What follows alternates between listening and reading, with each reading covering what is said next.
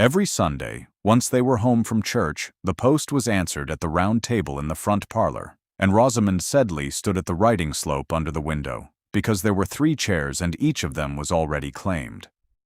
Her stepmother read the week's letters aloud, and always in the one order, for Mrs. Sedley did nothing out of its proper place. The bills first, since a woman ought to feel the full weight of what she owes before she lets herself want a single thing. Then the notes that meant nothing, then, held back the way a careful child holds back the best morsel on the plate, the doings of the county, who had come into money, who had quietly slid out of it, who lay ill, and, saved to the very last, who was to be married. Miss Harriet Ottaway of the Grange, she read, was engaged to a clergyman with a living of £200 a year. Lavinia laughed into her tea, which was among the reasons her mother doted on her.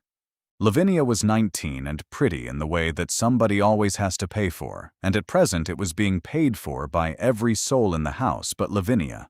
Perdita, 17 and following her sister at the distance of a single season, laughed too. Rosamond said nothing. She touched the taper to the wax, let the soft red pool onto the fold her stepmother had done with, and pressed the seal home before it could set. The brass lifted clean. A straw hive and 3 bees, no larger than a thumbnail, stood in the wax. She had sealed that household's letters every Sunday for as long as she had lived there, because her hand was the one that never trembled and never smeared, and because it was work, and work was the one thing in the parlor that was reliably her own. There was wax worked into the creases of her fingers that no washing ever quite took out. She was 23. She had come to the house on Mallow Lane at 12. In the hard winter her father died, and that made 11 years, though nobody counted them but her, and she counted them the way a person counts stairs in the dark, without meaning to. Her stepmother squared the last sheet along its fold and set it down, and looked up, past both girls to the window. "Rosamond." "Yes, ma'am. No letter will ever come for you." Mrs. Sedley said it with no heat at all, which was the worst of it. She might have been reading the price of coals. A girl who watches the post is a girl who has given up being useful to the people who keep her. There is no fortune behind you and no father before you, and no name that can be said aloud in this county without a hush behind it. You have the table you eat from and the roof over you, and neither was ever owed to you. It is kinder to tell you plainly than to leave you dreaming. No letter is coming with your name on it, my dear. None ever was. "Yes, ma'am," Rosamond said. "Then seal the rest and carry them down to the boy." She sealed the rest. But near the foot of the pile lay one letter already opened, and its wax was not red but a deep, costly blue, and the device pressed into it was a great one, a crest with a coronet riding over it that had no business whatsoever in a parlor on Mallow Lane. Her stepmother's hand came flat down on it before Rosamond could read the name beneath, and stayed. And for the space of one whole breath the most orderly woman in Wenderby did not move. The seal had been her grandmother's, and before it belonged to anyone, Aldreda Sedley had cut it herself, at the bench at Honeywick, with a graver and a block of boxwood, and her spectacles pushed down her nose. Aldreda had kept bees on the slope above Wenderby for 40 years, and drawn from them the best wax candles in that part of the country, and sealing wax besides. And a dark, bitter honey the apothecary swore by, and the gentry bought at foolish prices without ever owning that they did. Great houses sent down for her candles at Christmas. She had a gift with wax the way other women have a gift with pastry or with infants, and she had brought Rosamond up from the age when a child is more hindrance than help, for Rosamond's mother had died young, and her father, Silas, was a mild man, far handier with a ledger than with a small, solemn girl. "You do not pour the candle for the room you are sitting in," her grandmother used to say, dipping and lifting, the wicks growing fat on the frame. "It takes no cleverness to light a room you can already see across. You draw one candle more than the order asks for, every time, and you stand it in the window once the dark comes, and you never trouble yourself over whose it is. It is for whoever is still on the road when honest folk have gone to bed. It is for the door nobody has knocked at yet. You keep it lit because one night somebody will want it, and if you sit waiting to hear the knock before you strike the light, you have left it far too late." She named it the watch candle. One stood burning in the Honeywick window every night of Rosamond's girlhood, its foot stamped with the little hive and the 3 bees, and by morning it was always burned down to nothing, or simply gone. and Aldrida never once said who had come for it. "That is the whole of the trade," she said. "The rest is only tallow and patience." Aldrida died when Rosamond was 10. The fire at the Aldbury almshouses came the year after, and her father did not die at once of it, which was somehow worse to remember. He failed slowly across the next 12-month, the way a mild man fails when a thing has been fastened to his name that he cannot pull loose. After the flames, after the inquest, after the word that stuck to Sedley and would not be scrubbed off, Silas quietly stopped and left behind a daughter of 12, a burden of shame, and one small holding on the hill. By then, there was a stepmother. Silas had married her in that last failing year, a handsome, managing widow with 2 small girls and a great regard for how things looked, and when he died she kept the house on Mallow Lane and kept Honeywick too, cottage and hives and bench and boxwood, the whole of it, because a girl of 12 owns nothing a grown woman has resolved to hold. "What you have in this house you will earn," the stepmother had said that first evening. "I keep nobody for love." Rosamond had taken it then for a hard kind of honesty and been thankful for it, and it was years before she understood it had never been meant as honesty at all. It had been meant as a reckoning, and she was the figure in it that would never quite balance. The Honeywick hives were neglected now, robbed each autumn and never fed, and half of them had died. But Rosamond still climbed up when she could, and still drew the watch candle, one over the order, and stood it burning in the front window on Mallow Lane after dark. She kept the seal in her pocket, carried from one apron to the next across 11 years, the single thing in all the world that was hers and no one's else. And she had never let herself dwell on the shape of what she did every night, which was to light a candle so that a door might open, in a house where she was told each Sunday that no door ever would.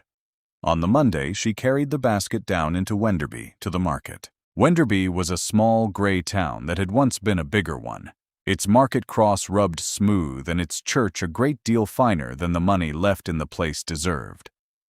Mrs. Dorcas Prowse kept the wax and honey stall in the near corner of the market house, where Aldrida Sedley had kept it before her, and she was past 70, with a tongue on her that sent the curate the long way round the square.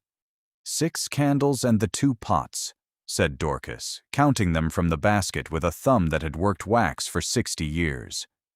And finer than anything I could turn out these days, which I shall say the once and never again, for I cannot stomach being pleasant before noon. She wiped her hands. 4 shillings and 8 pence. She set the coin on the board. Rosamond looked at it, took it up, and would carry it home to Mallow Lane and lay it in her stepmother's hand in the passage, as she had every Monday since she was old enough to be sent. Dorcas Prowse knew to a farthing where it went. She had known for years, and she said now what she had said in 40 different shapes across those years. "You could stand at this board beside me, girl. The trade is yours by right, and glad it would be to have you." "I am not able, ma'am." "Able," said the old woman. "Able is not the trouble, and never was. You have always been able. It is leave you are short of, and a body that can and a body that is let are 2 wholly separate things, whatever pretty names they have taught you to hang on them." She began stacking the candles. "There is a room over mine, dry and warm, with a bolt on the inside of the door, and it is yours the day you are done being told the things you may not do." Rosamond slid the coin into her pocket, against the seal.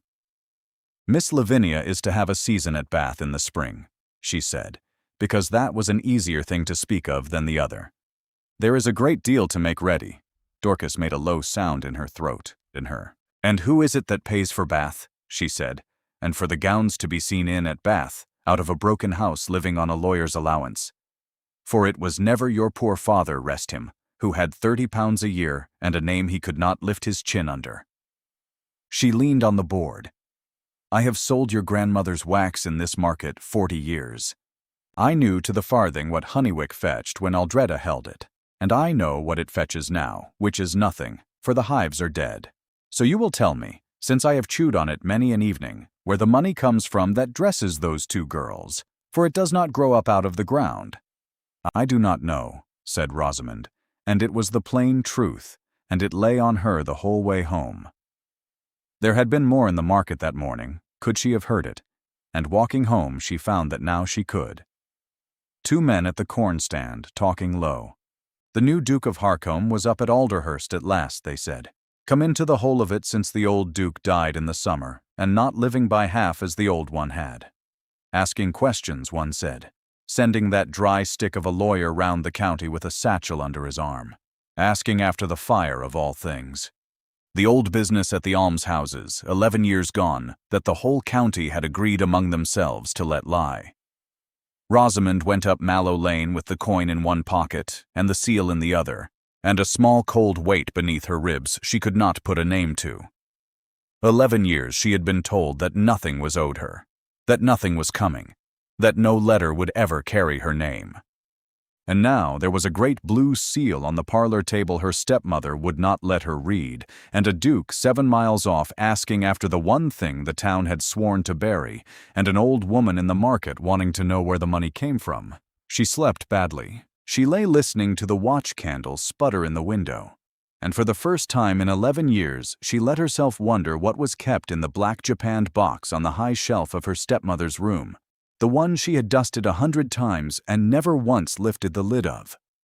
The blue seal lay on the parlor table 3 days before Rosamond was told what was folded inside it, and she was told only because she was the one being sent to answer it. Her stepmother called her into the front room on the Wednesday evening, the letter already open in her lap and her mouth set in the flat particular line that meant a thing had been settled without anyone's leave being sought. Lavinia and Perdita had been sent up. The parlor fire was burning, which alarmed Rosamond more than the summons did, for her stepmother never lit the parlor fire before December short of some disaster, and it was not yet the end of October. "Sit," said Mrs. Sedley. Rosamond sat, and could not remember the last time a chair in that room had been given her rather than fetched for somebody else. "This is from a man named Quennell," said her stepmother, holding the paper as though it might mark her. "A lawyer, writing for the new Duke of Harcombe, up at Alderhurst." She read a piece of it aloud, without color. "His Grace desires the attendance of Miss Rosamond Sedley at Alderhurst upon Friday next, on a matter touching the late misfortune at the Aldbury almshouses." She lowered it. "You, by name. Not this house. You." Rosamond kept her hands folded and made them stay so. "Why me, ma'am?" "Because yours is the name the fire is tied to," said her stepmother. "And there is no untying it, and that is exactly why it will be you. The Duke has come into everything, and has too much leisure and too tender a conscience, and he means to drag the whole wretched business up again after the county was good enough to spend 11 years burying it. Somebody must go to him and be humble. Somebody must beg his pardon for what was done, and give him our word that the name of Sedley will never come near the name of Harcombe again. It can scarcely be me, who was not even in the county then, nor Lavinia, who has her season to think of. It must be the one it belongs to." She said it without any warmth, the way she said all things, and that was the worst of it, for a girl can set herself against anger. But it is a hard matter to set herself against arithmetic. "You will go on foot, for the horse is wanted here," her stepmother said. "You will kneel to him if kneeling is what it wants. You will beg his forgiveness for your father. You will promise him peace, and you will not breathe one word of the affairs of this house. Not one. Do you take my meaning, Rosamond?" "Yes, ma'am," Rosamond said, for she had believed since she was 12 that her father had done the thing they laid to him, and a girl who thinks herself the child of a guilty man does not think to argue when she is sent to pay his debt. But when she rose to go, she put her hand in her apron pocket and closed it round the little brass seal, the straw hive and the 3 bees, and the cold shape of it against her palm steadied her in a way she could not have explained to a living soul in that house. Alderhurst stood 7 miles north of Wenderby, in a fold of the high ground, long and pale and old, built not to be admired, but to be minded. She came to it on foot in the middle of the afternoon, her hem heavy, and her boots past saving, and she went round to the side, to the servants' door, because that was where a Sedley belonged, and she lifted her hand to knock. "Not that door, miss." A grave old man in black had stepped out onto the flags. He looked at her a moment, at the mud and the plain gown and the face, and something shifted behind his eyes that she could not read. "Are you Miss Sedley?" he said. "Miss Rosamond Sedley." "I am, sir." "Then not that door." His voice had gone careful. His Grace left word 3 days since. When Miss Sedley comes, she is to be brought up to him directly under her own name, and she is not to be left waiting in any room of this house. He drew the great door wide. "He asked for you, miss. Not the family. You." The room they took her to was a library, cold and tall, shelved to the ceiling on 3 walls, with a high window on the 4th that held the whole Grey Valley in its glass, and Rosamond stopped just inside the door, for she had not known until that instant that she had wanted such a room the whole of her life, and had never once stood in one. The Duke of Harcombe was at the window with his back to her. He was younger than she had braced for, not above 29, and tall, his coat good but not new, and when he turned she saw a hard, plain face and grey eyes that had not had their sleep, and the trick of holding perfectly still that most men must be taught, and a few are simply born owning. "Miss Sedley," he said, "Your Grace." She went down as low as she knew how, and lower, until she was nearly to the cold boards, and she said the thing she had walked 7 miles to say and had turned over the whole way. "Your Grace, I have come on behalf of my family, and of my father's memory, to beg your pardon for the wrong done at the Aldbury almshouses, and to give you our word that the name of Sedley will never trouble yours again. I ask only your forgiveness, and your leave to let the matter rest." The silence in the library ran a beat too long, and then another. "Get up," he said. His voice was low and rough, something moving under it she could not make out the shape of. "Get up off my floor. I will not have it." She rose, unsteady, her heart hammering. "Tell me exactly what you were told your father did," said the Duke. "Word for word, as it came to you." "That he had the keeping of the almshouse accounts," she said, "the ordering of the coals and the candles and the repairs, and that he was slack in it, and let the place go to ruin, so that when the fire took hold in the night it ran through the old timbers, and the doors would not open, and 11 souls died who need not have, and that the inquest laid it at his door, and that he could not live beneath it, and did not." The Duke had gone very still while she spoke, the stillness of a man holding something he does not trust his hands with. "And you believed it," he said. "I was 12, Your Grace. Everyone believed it." He looked at her a long moment, then crossed to the desk and took up a small worn book, brown, gone shiny at the corners, and held it a breath without opening it, and set it down again. "Your father did not keep those accounts," he said. "He was asked to sign them. That is a different thing, and the whole of the difference is a man's life. I have spent the summer learning precisely how different, and I am not at the end of it yet, and I did not send for you to be knelt to." He drew a breath. "I sent for you because you are owed something no apology of yours can touch, and I find I cannot in conscience leave it lying where it lies 1/4 longer." She could not speak. "I will not take your pardon, Miss Sedley, for it is the one thing in this county you have no business offering me," said the Duke of Harcombe. "And because I can see one way only to answer what my house took from yours that would not be a fresh insult laid on the first." He looked at her without wavering, and when he spoke again his voice did the thing a voice does when a man has fixed on a road and means to hold it whatever it costs him. "I am offering you my name," he said. "I am asking you to marry me. Let us pause here a moment.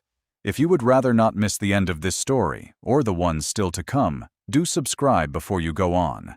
And now, back to Rosamond, standing quite still in a cold library 7 miles from home. She did not faint, and she did not weep, and she was proud of that after, but she could not for her life have given him a yes or a no, for nothing in 11 years had readied her to be offered anything at all, let alone this, and some part of her she was ashamed of, stood braced for the laugh, for the trap to spring, for the moment it would turn into one more proof that she was a fool who had forgotten her station. So she said the one true thing she had. "I do not understand you, Your Grace."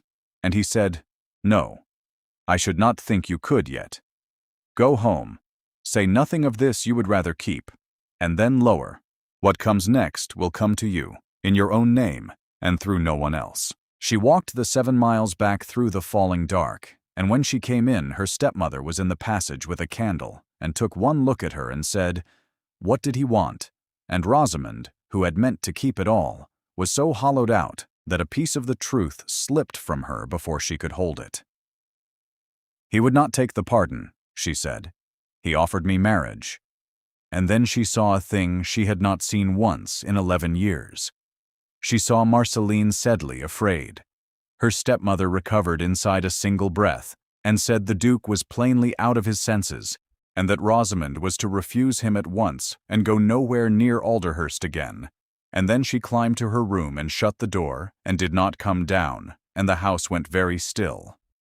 Rosamond did not go to bed. She sat on the cold kitchen step with her shawl round her and worked the thing backward in her head, the way she worked back along a candle that had guttered and run, hunting for the bad wick or the crack under the door that had spoiled it. She did it without feeling, hands quiet, feeling for the hour at which it had all gone crooked. She had been told she was owed nothing. She had believed it 11 years, and belief of that makes seeps into the bone. But a duke had sent for her by name, and refused her pardon, and said her father had been asked to sign, which was a different matter, the whole difference a man's life. And her stepmother, who feared nothing, had been afraid. At 2 in the morning she took a candle and went up and stood at her stepmother's door until she was sure of the breathing beyond it, then went in on her stockinged feet and lifted the black japanned box down from the high shelf, the one she had dusted 100 times and never thought to open, and tried the lid. It held fast. She had known it would. She had not truly gone up to open it. She stood in the dark with the box in her 2 hands and understood a thing worth more to her than anything it could have contained. 11 years she had lived alongside that locked box, dusting it and squaring it back against the wall, and never let herself so much as wonder what lay inside. And she had called that honor. It was not honor. It was a thing that had been done to her, patiently, over 11 years, until she took the leash for her own good breeding. She set the box back precisely as it had stood, true to the wall, and went down. Then she did a thing she had never in her life done unbidden. She took a clean sheet and wrote to Mr. Quennell, the Duke's man of business, in her own hand, and put it to him plainly. She asked what her father had truly been said to do, and what had truly been found, and whether anything at all had been settled on the Sedley house after the fire, and upon whom, and into whose hand it had gone. She asked to be answered as a woman who could read her letters, which she could. She made 3 copies. The first came out too meek, and the second worse, and the third ran to 7 lines, and she let it stand, though the bareness of it frightened her. And when it was done, she did not close it with the household's red. She melted a little of her own wax, the good wax off her grandmother's frame, and pressed the straw hive and the 3 bees into it, the seal that was hers and nobody's else in all the world. And it was the first letter she had sent on her own account in 11 years. She carried it down to Wenderby before the house woke and gave it to Dorcas Prowse for the carrier, and Dorcas looked at the little hive in the wax, and then at Rosamond's face, and asked nothing at all, for which Rosamond was grateful the rest of her days. Coming back up Mallow Lane with empty hands, she understood at last what the candle in the window had always been. It too was a letter. She had been posting it into the dark every night for 11 years, one small flame that told anyone still on the road that a door here might yet come open. She had only never known that she was the one who would have to walk out through it. The answer came on the Saturday, and it came to her by her own name, exactly as he had promised. Suki, the little maid of all work, brought it into the scullery where Rosamond stood skimming wax, and she brought it there rather than up to her mistress, which in 3 frightened years of service she had never once dared. "It has your name on the front, miss," Suki whispered, and set it on the bench and slipped out fast, the way a body goes who has done one brave thing and does not care to be caught standing beside it. Rosamond wiped her hands and looked a while at the letter before she touched it. She had never in her life seen her own name set down by a stranger. Miss Rosamond Sedley. She broke the seal on her feet. "Madam, I have the honor to answer yours, at His Grace's express direction, and to lay before you the account you asked for, as plainly as you asked. In the autumn of the year of the fire, The late Duke of Harcombe settled upon Mr. Silas Sedley, and upon his daughter, an annuity of £50, paid each quarter. It was not charged upon the estate, but paid from the late Duke's own purse, and entered in his own hand. On Mr. Sedley's death it went on to the daughter, and was ordered paid to her guardian, Mrs. Marceline Sedley of Wenderby, for the child's keep and schooling until she should come to the age of 21. There was besides a sum of £500 set by, to be paid into Miss Sedley's own hand on that birthday. That sum was drawn 2 years since, at this office, against a receipt in the name of Rosamond Sedley. The quarterly annuity has been drawn since, in the very same hand. She read it once, then lowered herself onto the scullery stool, which was not a thing she was in the way of doing, and read it again. £50 a year. She reckoned the way she reckoned everything, low and aloud, laying the figures along the bench with a wet fingertip as if marking a frame to dip. 11 years. £550. And 500 more that ought to have crossed into her own hand the summer she turned 21. The very summer she had spent scrubbing the copper against Lavinia's return from a visit, got up on money she now understood to the farthing. £1,050. She had carried 4 shillings and 8 pence up Mallow Lane every Monday of her grown life, and laid it in the hand of a woman who held £1,000 of hers under lock. And she found that in that first minute she was not angry.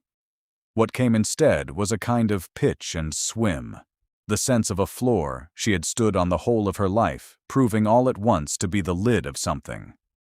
But there was a further passage, set apart at the foot, and Mr. Quennell had copied it with a care that told her he had felt its weight in his own dry hands.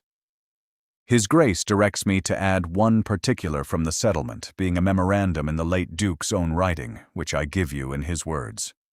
It is my will that the child be schooled as an honest man's daughter should be, that she be put to no man's service, and that she be let to know her father did no wrong. Rosamond set the letter down on the bench, slow, as though it might tip and spill. Her father had done no wrong. It had been written 11 years ago, in the private hand of a duke, that she was to be told her father had done no wrong. And the woman into whose keeping that charge had been given, paid £50 a year to raise her as an honest man's child, had sat her at the window every single Sunday of those 11 years, and taught her, patiently, in the flattest voice in the county, that no honest thing would ever come to her, and that the shame was hers to carry. She had been made to mourn a guilty man who had never once been guilty, and the hand that made her do it had known, every hour of it, that he was clean. She thought of the watch candle in the window, the light she had faithfully set out in the dark for a door that might open. Someone had lit their whole house by her candles for 11 years, and let her think she sat in the dark by her own fault. She tucked the letter into her bodice. She took off her apron, a thing she never did while the light held, and hung it on its nail. Then she went out through the yard, telling no one where she was bound, which she had not done since she was a child. For a second note had come that same hour, in a harder hand than the lawyer's, and it said only, "The Aldbury ground, tomorrow at noon, and come alone." The Aldbury almshouses had never been rebuilt, and she had not set foot on that ground in 11 years. They lay a mile past the edge of Wenderby, at the foot of the churchland, and what remained was a long low shell of blackened stone open to the weather, elder and nettle come up thick where 11 souls had been, and one chimney still standing at the near end as if no one had told it, the rest was finished. 1,000 times she had passed the turning and never gone down. She went down now, in the flat noon light, and found the Duke of Harcombe there before her, bareheaded, standing among the nettles like a man in a place he has made himself come to many times and never once been glad of. He heard her and did not start, and he stayed where he was, on the far side of the ruined hearth, and left the ground hers to cross or not. She marked that first of everything, and never forgot it. "You have had Quennell's letter," he said. "I have, your Grace. Then you have the money." He looked up at the standing chimney. "That is the lesser half, and I brought you here for the greater, for I will not have a lawyer hand it to you across a desk, and I will not have you take it from anyone but the man it belongs to." He drew a breath, and when he spoke, his voice had the levelness of a thing gone over and over in the dark. "I was 18 the year this burned. These houses stood in my family's gift. It was to be my first charge, my schooling in the work, the poor of Aldbury under our name and our keeping. And there was a steward then, an easy, clever, pleasant man, who carried me the yearly attestation to sign, that the roofs were sound and the doors hung true and the money laid out as it ought to be. And I signed it. He stopped. I put my name to it, Leander Harcombe, in a round boy's hand, at the foot of a lie, in a warm room, without once walking down here to see, because he was pleasant and I was 18, and there is nothing on earth so easy as signing a paper a pleasant man holds out to you. Rosamond did not move. The repair money was never laid out, he said. It went into the steward's own pocket, quarter on quarter, and the roofs rotted and the doors swelled in their frames and would not give. And on a hard night a rushlight caught the old dry wood, and it went through this place like a furnace, and the people within could not work the doors. 11 of them. He was looking at the chimney and not at her, and when it was over, and the county wanted a name to fix it to, my father and that steward between them found one that would keep the theft dark and keep a boy's careless signature out of the daylight. They found an honest outside man who had been asked to sign the false accounts and had refused. Your father. They turned it about and made it that he had kept the accounts and kept them badly. He would not put his name to their lie while he lived, so they laid their lie on his name once he could no longer stop them. He was asked to sign, Rosamond said, from a long way off. You told me so in the library. A different thing. The whole of the difference a man's life, said the Duke. Yes. He refused them, and they broke him for the refusing, and he died of it. And my father knew every part of that, and chose the peace of his own hearth over an honest man's grave. He paid your family in secret 11 years because he could not carry it, and never once set the name right in the open. For to set it right, he would have had to stand up before this county and say what his own house had done. He never could. He kept it sealed inside himself and paid his quarters and went to his grave with it. He turned at last and met her eyes. And I have spent the summer since he died, learning exactly what I put my name to at 18, and I cannot make it come out any way but this one. So I will not take your pardon, Miss Sedley. There is no pardon in the world that runs in that direction. She found her eyes had filled, and she let them, for there was no one there but him, and because 11 years of that house had taught her that tears were an admission of some fault, and she was finished treating them so. You were a boy, she said. You put your name to a paper a clever man laid under your hand, and she reached past all of it for the one true thing she had to give him, the plain exact thing, and said it quietly. You killed no one. The Duke of Harcombe shut his eyes a moment, the way a man does who has held himself braced for a blow so long that a kind hand on him is nearly past bearing. And your father, he said when he had himself in hand again, did nothing at all but keep his hands clean, and it cost him every last thing a man owns. I mean to give it back to him. Not the money, which is yours by right and no gift of mine. The other thing. The name. I mean to set it right in the open, where my father would not. She thought of 11 years of Sundays, of a woman folding the county news along its crease and telling a girl at the window that nothing honest was coming. She thought that she had just been handed her father back whole, out of the nettles, by a man who had every reason on earth to leave him lying there.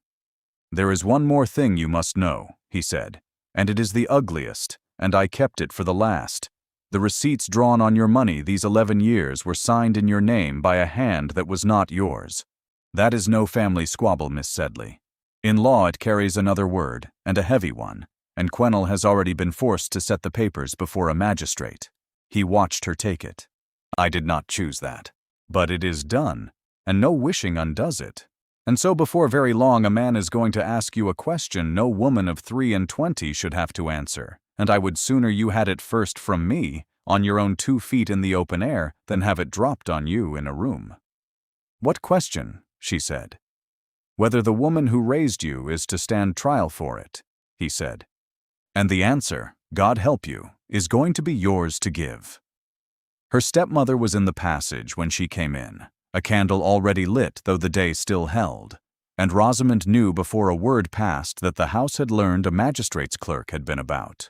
A letter came here on Saturday, said Mrs. Sedley. Sukey tells me she put it in your hand and not mine, and Sukey will be seeking another place by week's end. Once already, The day the Duke first sent for you, I asked you to bring me any such letter unopened. I will not ask a third time. Give it to me." "No," said Rosamond. The word came out entirely ordinary. She had imagined it, in all the times she had turned it over, arriving hot, on a shaking voice, hauled up out of her by some great feeling. Instead, it walked out of her mouth quietly on its bare feet, stood in the cold passage, and was simply the truth. 11 years she had denied this woman nothing whatever, and she had never once guessed how small a thing it would prove to do. Her stepmother's chin rose a hair. That was the only sign. "I beg your pardon." "You asked me for a letter addressed to me by my name," said Rosamond. "I have read it. I know now what was settled on my father, and on me, and into whose hand it was paid, and what was written down that I was to be told and never was. Ask me anything else there is to ask in the world, and I will answer it plainly. But this I will keep." The hall clock counted out a silence, 10 seconds of it, perhaps 12. "You ungrateful creature," said Mrs. Sedley. "And after all this house has laid out on you." There it was at last, the old charge, set down between them on the passage floor. Rosamond looked at it. She saw that she could take it up this very minute, with Suki listening on the kitchen stair and the 2 girls listening on the landing, and that there was no worse place or hour in the world to do it. She had minded a wax fire since she was small. She knew to her marrow what comes of throwing the door wide on the heat before its time. The whole batch is lost. "I do not know what this house has laid out on me," she said. "I should dearly like to be told some day when we are both of us sitting quietly with the time to do it." Her stepmother's hand went to the newel post and gripped it white. "Go to your work," she said. But Rosamond did not go to her work. She climbed to the narrow cold room under the eaves that had been hers 11 years, and drew out the box she had first come with, and there was pitifully little to lay in it. A change of gown, a shawl, her father's prayer book, its spine soft with handling, a wrapped lump of the good wax off her grandmother's frame. The whole of her childhood in that house came to less than a carrier would charge to move it. The seal was already in her pocket, where it had ridden the length of her life beneath that roof. She stood a moment at the little window with the box against her hip. Below, in the yard, 2 dead beehives of some earlier tenant leaned in the weeds, and past them the roofs of Wenderby ran down grey to the river, and it came to her that she had spent 11 years looking out of other people's windows and calling the view her home. She took the box up and went down. At the foot of the stairs, her stepmother stood in the kitchen doorway. "Cross that threshold," she said, "and you do not cross it back." "No," said Rosamond. "You will be a shop hand, a tradeswoman's help, at a board in the open market, for the whole county to gape at." "I will be paid for it," said Rosamond, and settled the box on her hip, and went out. She carried it down into Wenderby in the last of the light, and Dorcas Prowse opened the door above the stall without a word, and looked once at the box, and once at her face, and stood aside to let her by. The room over the ovens of that trade was small and hot and smelled of wax and honey, and there was a narrow bed against the wall, and a bolt on the inside of the door, and a rushlight on the sill, and Rosamond set the box down, and felt, absurdly, that she might weep, not for any grief, but for the plain fact of a door she could bolt from within. She did not sleep at first. She lay in the narrow bed and listened to the house settle, the ovens ticking as they cooled below her, the square outside empty and ringing now and then with a late boot on the cobbles, and she could not name the thing that kept her waking until she understood that it was the absence of listening. For 11 years, some part of her had lain awake each night with one ear turned to the stair, to the small sounds of a house she must be ready to serve at any hour, and here there was nothing she had to be ready for. No bell would ring for her, no voice would send her down cold to the scullery. The quiet was so complete that it felt at first like a thing gone wrong, and then, by slow degrees, like the first hour of her own life she had ever been handed back. She thought of the 2 girls she had left on the landing, and was surprised to find no bitterness in it. Lavinia and Perdita had eaten off her money 11 years, and worn it, and been carried to Bath in it, and had never once known that they did.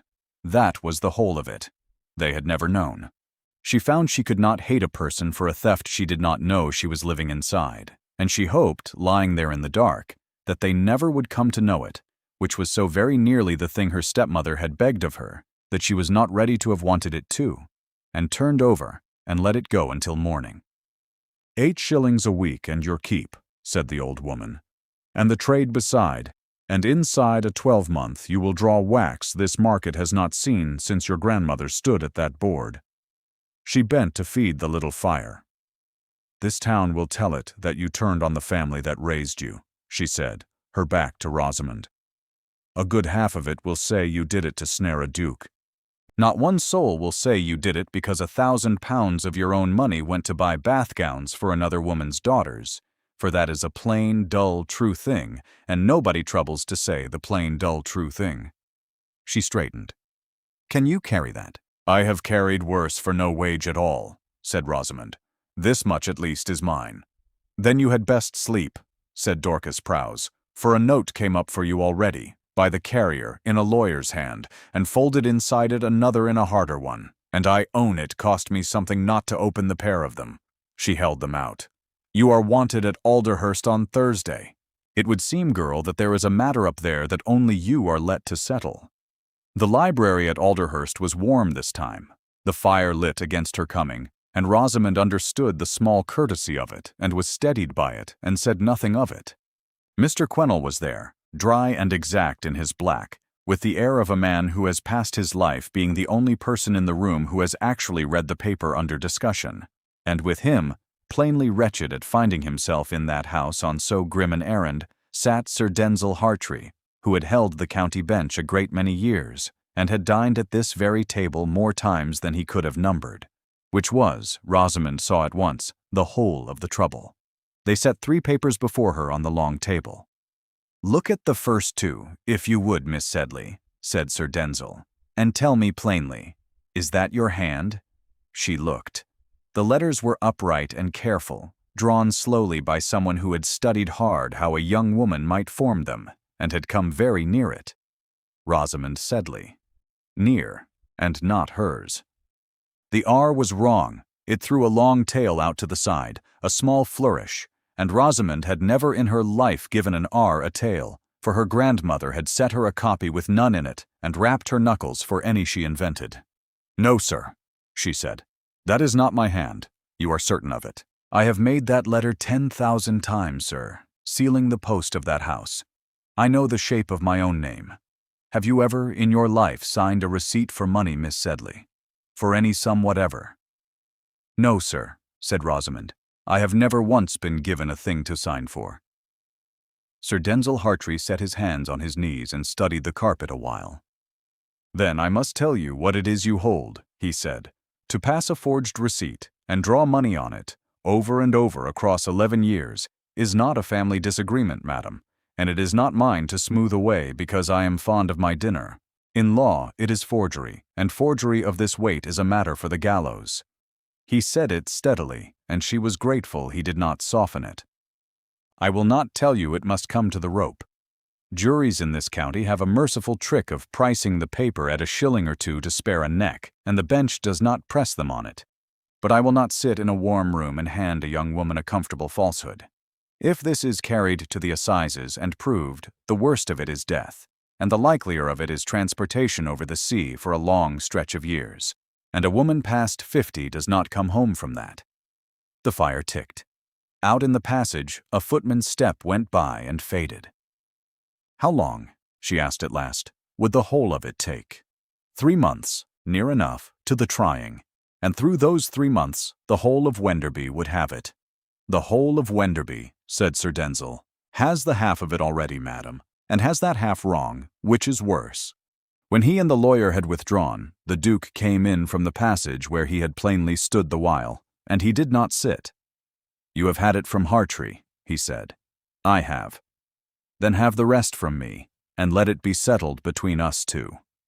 He had a small book in his hand, brown, worn shiny at the corners, and he laid it on the table and opened it to a marked leaf and turned it to her. My father's private book, he said, not the estate ledgers, this little one that he kept himself and let no clerk near. Look. She looked. The writing was small and upright and painfully even, the hand of a man who took no joy in it. Quarter day upon quarter day, year upon year, the same 2 words set down with never a remark beside them. Sedley, 50. Sedley, 50. She turned the leaves, and the years slid by under her thumb, and toward the middle of the book the writing broke off and another took it up, a copyist's rounder, deader hand, and ran so to the end. Toward the last his sight was going, said the Duke, laying a finger by the place the hand changed. A clerk set them down after that, and he only put his name to them. He wrote the most of them himself, though, in his own hand, in the quiet 11 years of them, and told no living soul, not his own brother, not the man who drew his will. He buried a kindness the way another man buries a debt, because he could not stand to be thanked for it, and could not stand to be asked what it was for. He closed the book. "I have the whole of it in my hand, Miss Sedley. It is my family's money. The papers sit in my lawyer's box, and the magistrate takes his dinner at my table. I could have set the lot before the bench a month since, and never sent for you at all. That is the plain truth of what I am able to do." "I know it," she said. "I am not going to do it," said the Duke of Harcombe. "It was set by for you when you were a child, and eaten before your eyes while you were told you had nothing, and every soul who ever touched it settled your life over the top of your head without once asking you to raise your eyes. My father settled it so. Hartree would settle it now gently to spare me a scandal." He stopped. "There has been enough of Sedley lives decided in Harcombe rooms. My father knew the truth and sat warm in his house and let an honest man rot in a dishonest grave, and I will not sit over you the way he sat over your father. What becomes of that woman is yours to say, and I will hold to it if it takes me a year to be easy in my mind." "Why?" she said. "It would be far the simpler thing for you to be quit of it." "Because I have spent my life despising a man who would not go down into what he had done," said the Duke. "And I do not mean to become him at your expense." He gathered up the little book. "There is one thing I would have you look at while you are here that has nothing to do with any of this, and then you may go home and think." He led her not to the door, but to the long window, where the gray valley stood in the glass, and to its sill, where a branch of candles had been lit against the coming dusk. She looked at them, and then, because she could not help it, she looked closer, and her mouth twitched. "What?" he said. "They are shameful candles, your grace," said Rosamond. "Tallow tricked out as wax, and stinted at that, and they will gutter and reek before the hour is up." She heard herself and could not stop. Here is a duke in a house of 40 rooms burning rushlight in a good coat. Someone is cheating you at the chandler's, plain as day, the very way someone has cheated this whole place for years, because not a man of your sort will ever go down and look at the thing itself. You would every one of you sooner put your name to the paper the pleasant man holds out." There was a silence, and she thought she had gone a great deal too far, and found she did not much mind, and then she saw the thing happening at the corner of the Duke of Harcombe's hard mouth. It was not a smile. It was the near edge of one. "You had best come and see the whole house," he said, "and tell me what else I am being robbed of. No one has spoken to me like a plain man since my father died. They give me your grace, and think it comes to the same thing, and it does not come to the same thing at all." She went to Mallow Lane the Thursday after, alone in the afternoon, and Sukey opened the door and burst straight into tears and fled down the kitchen stair, which was wretched for everyone, and told Rosamond more of the state of the house than any account could have. The parlor fire was lit, and that frightened her more than anything in the room, for it was not yet November, and in 11 years her stepmother had never lit a parlor fire before the depth of winter, and the good sideboard was gone from the wall. A paler oblong of paper stood where it had been, and the carpet below it had kept its color, and Mrs. Sedley sat in the chair by the fire with her hands empty in her lap, no work in them, no letter, nothing, which Rosamond had never once seen. "Sit down," her stepmother said. Rosamond sat in that room for the second time in 11 years. "You have seen Hartree," said Mrs. Sedley, her voice quite level. "You need not soften it for me. I have known since the Sunday the Duke came to the door how this would end. I knew the price of a forged name in law before that magistrate was out of skirts. My daughters do not know, and I intend they shall go on not knowing as long as it can be held. And that is the single thing I mean to ask of you tonight, and I will ask it only the once." "Lavinia has guessed something," said Rosamond. "Lavinia has guessed we are ruined," said her stepmother. "She has not guessed the why of it, and she must not, and I will come to that." Her hands closed on nothing. "Your father," she said, "was an honest man. I always knew it. I want you to have that from me before you have anything else, for you were made to think otherwise 11 years, and I am the one who made you think it, and I did it with my eyes open." Rosamond said nothing at all. It was, though she did not know it then, the very thing to do, and the reason for all that came after. "I was not always Mrs. Sedley," her stepmother said. "Before I was wife to the man who was steward here to the old Duke. Danby. It was Danby who kept the false accounts and pocketed the repair money quarter on quarter, and Danby who cast about for a man to hang it on when the fire came, and settled on your father, because your father had refused to sign the lie, and so was the safest man in the county to blame. My husband," she looked into the fire, "my daughter's father, whose name they bear and love and do not know the truth of." The fire shifted in the grate. "He was dead within a few months of the fire," said Mrs. Sedley, "of drink and of what the drink was for, and he left me 2 small girls and a name that would hang the both of them if it were ever spoken true, and £30 a year in the world, and nothing besides but one piece of knowledge no other living soul held. I knew the old Duke had begun paying the Sedley child in secret, out of his guilt, £50 a year and more to follow." She turned and looked at Rosamond at last. "Do you know what £50 a year is, to a widow with 30 and 2 children, and a name like a primed pistol? It is not comfort. It is the whole distance between a household and the workhouse. So I married the broken man my husband had broken. I made myself Mrs. Sedley, and took his orphan into my keeping, and sat myself down square on top of the one stream of money in the county no one would ever think to question. For who on earth would go looking for Danby's widow keeping house in the very home of the man Danby destroyed?" "You forged my name," said Rosamond. "For the £500, 2 years since, and every quarter besides," said her stepmother without a flinch.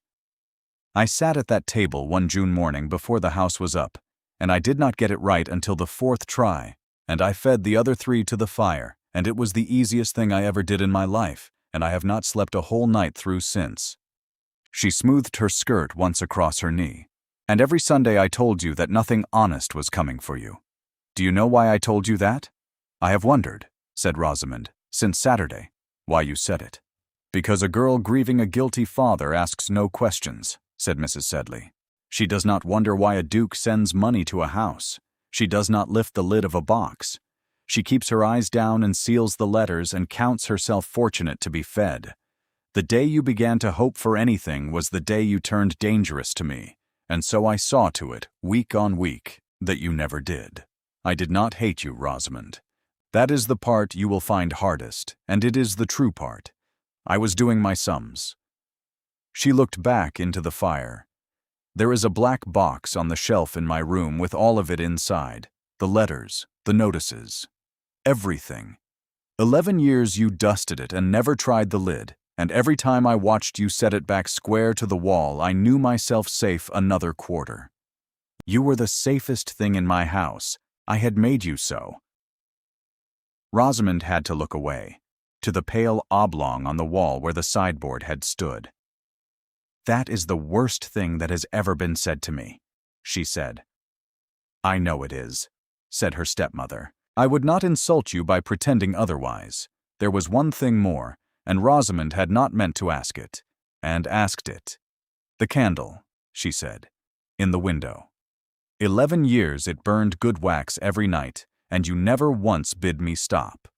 Why?" And Mrs. Sedley, who had not wept at her own husband's grave, put a hand over her eyes.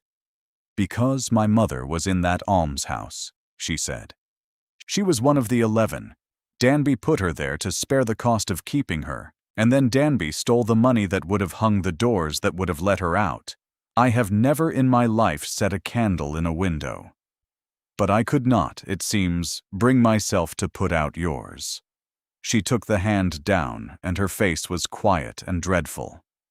"So there is your account in full, and it is a worse one than you came for. Do with it what you must.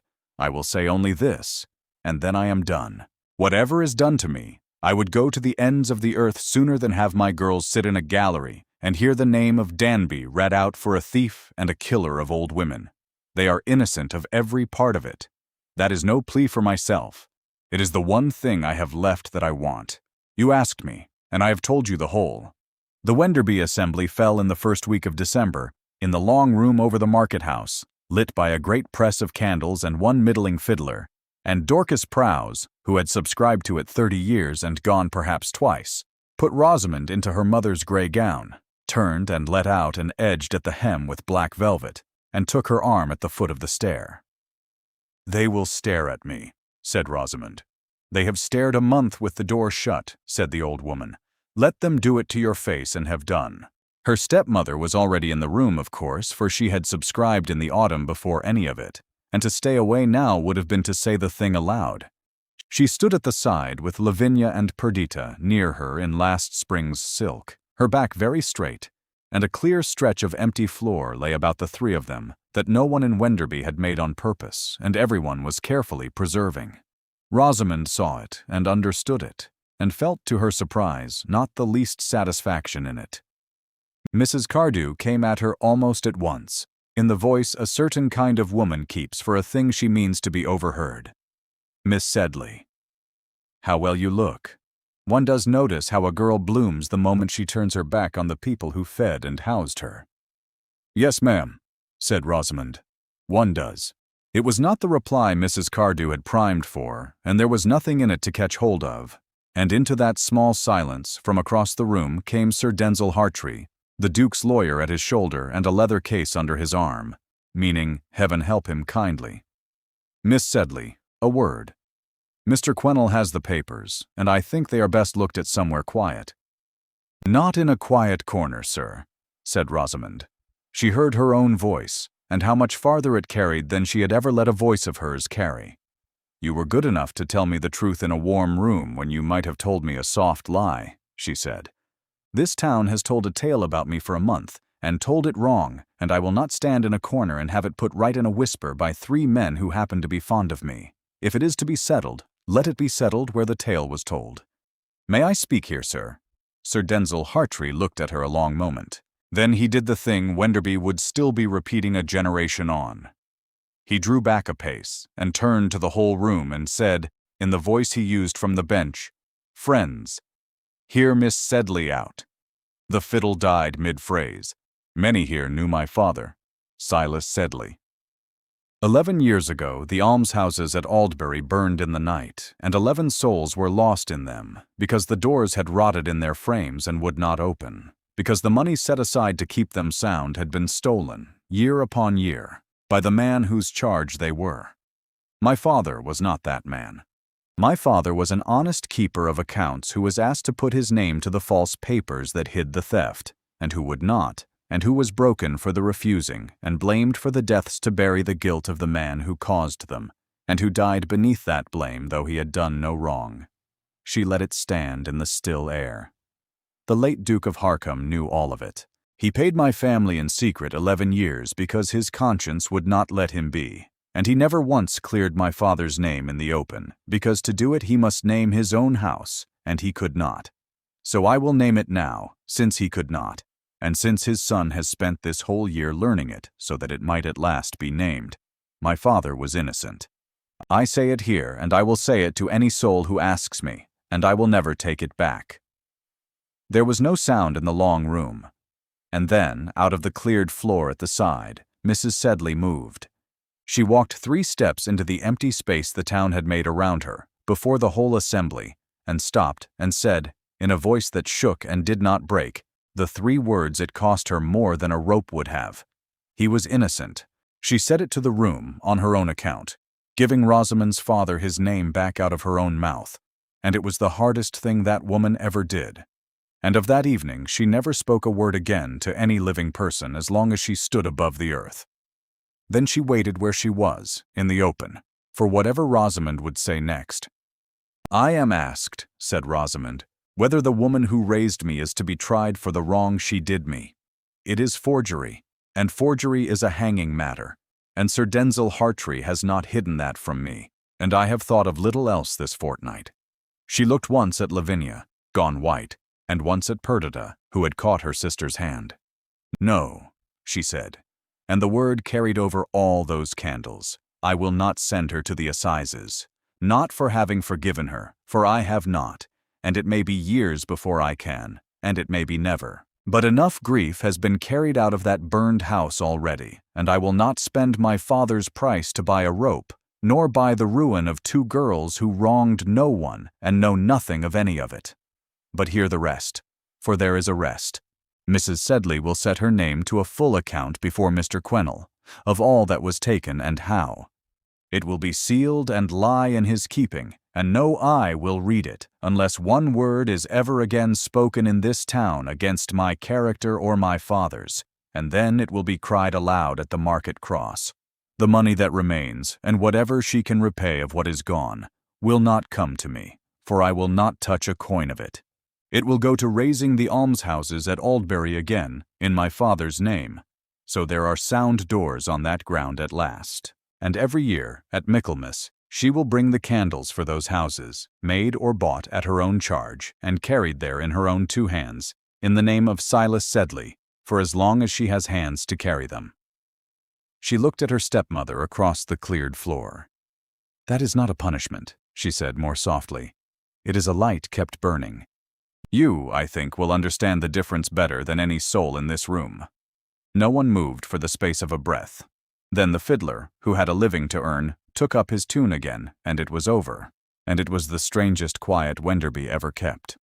The Duke of Harkham had come in somewhere in the midst of it and stood by the door, and had not moved, and did not move now, and when he walked her down the assembly stair near 11 he said nothing at all, and by the 4th step she knew he did not mean to, and by the 8th she knew why, and it ached in her throat.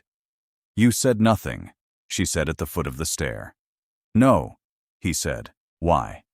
"Because anything I said up there, you would have had to answer in front of that whole bright room," he said. "You have had 11 years of being settled by other people who all meant it kindly. I will not be the last of them." He looked out at the wet black square. "The door at Alderhurst has never been shut to you and never will be. But I will not send for you, and I will not write, and I will not stand about this market until you take pity on me. The almshouses go up whether you ever speak to me again while I live. That was owed before ever I saw your face. If you come to me, you come because you wish to. If you never come, then you never come." He handed her up into the hired chair himself, shut the door, and was as good as his word. The new almshouses at Aldbury rose through the spring, and the board above the door carried a name that was not the Duke's. On the last bright cold Sunday of March, Rosamond climbed to Honeywick before the light, and among the dead hives found 2 that had come alive through the winter, and stood among them a while. Then she drew 1 candle over and above any order, and stamped its foot with the little hive and the 3 bees, and wrapped it in cloth, and told Dorcas she would be back by dark. "Take the cart," said the old woman, not turning from her work. "I would rather walk," said Rosamond. "Aye," said Dorcas Prowse, "I thought you might." It was 7 miles to Alderhurst, and she went it in a little under 3 hours and was not tired in the least.